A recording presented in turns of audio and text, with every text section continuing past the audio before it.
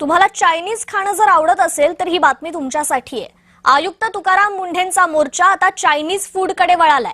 Chinese फूडवर कारवाई करण्याची लोकांची मागणी आहे। पुण्यातील एका मुलाखतीत त्यांनी त्यांचं पुढचं टार्गेट सांगितलेलं आहे। भेसळयुक्त खाद्यपदार्थांविरोधात मोठी मोहीम उघडली आहे। दुधात भेसळ, भेसळयुक्त पनीर तसेच निकृष्ट दर्जाचं जेवण देणाऱ्या रेस्टॉरंट्स आणि हॉटेल्सवर त्यांनी कठोर कारवाई केलेली आहे। दरम्यान आता तुकाराम मुंढे यांनी आपली नवी मोहीम जाहीर केली आहे। आता मुंढे यांच्या टार्गेटवर चायनीज फूड असणार आहे।